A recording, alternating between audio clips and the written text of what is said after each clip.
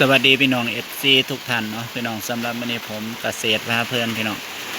พี่น้องมาเบิ่งเจ้าน้องหมูอีกเช่นเคยนะพี่น้องวันนี้ฝนตกน้ำเรียกว่าน้ำน้องในคอกก็ถือว่าสกปรกพี่น้องน้ำสะอาดมันกินอาหารนะผมใส่ถ้วยใส่หม้อหน่อยใส่ห้ามอ่อนให้เขากินพี่น้องก็เห็นบ่เขาดูดไปดูดมาหมอก็ลอยลงไปในน้ำก็ซึ่งว่าจมน้ำพี่น้องก็ลงเลงเมื่อนี้เป็นนิมิตหมายที่ดีพี่น้องหลังจากที่ฮ้อนมาหลายวันอากาศมันเรียกว่าฝนตกแต่เช้าเลยพี่น้องบางพื้นที่นะระยะทางประมาณจากนี้ไปประมาณ100 กิโลเมตร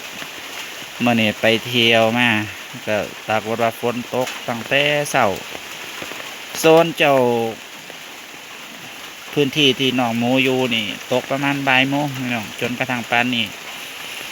ก็ประมาณ5 โมงแล้วฝนก็ยังตกอยู่ซึ่งแม่หมูก็กำลัง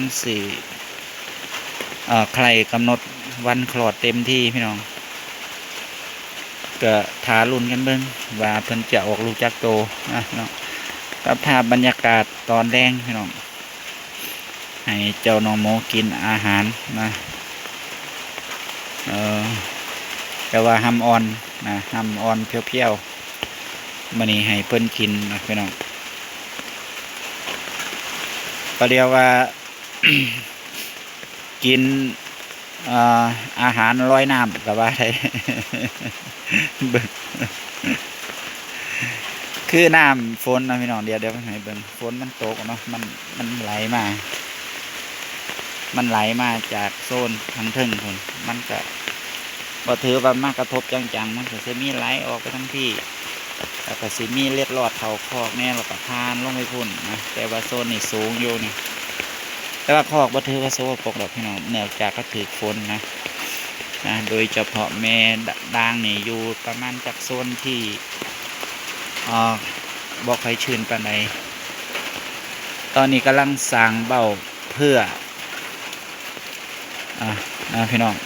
กำลังสร้างเบ้าเพื่อจะเตรียมการคลอดลูกกับบัจักในเท่าที่ผมเห็นนะถ้าพี่น้องท่านใดคิดว่าหมูนะเห็ดเบ้าประมาณนี้เขาเห็ดเพื่ออย่างพี่น้องแต่ความคิดของผมคิดว่าเพิ่นน่าจะสร้างเบ้าไว้สำหรับการทำคลอดคิดว่าน่าจะบ่โดนพี่น้องนี่ก็ต้องทารุนแล้วพี่น้องแม่ด่างนี่เดี๋ยวกระเบื้องคนจะคลอดลูกจักโตนะสำหรับมื้อนี้คลิปนี้ผมเกษตรพาเพื่อนพี่น้องพร้อมลาพระจากนะพี่น้องไว้เพียงเท่านี้พบกันใหม่ในคลิปหน้าบ๊ายบายสวัสดีครับผม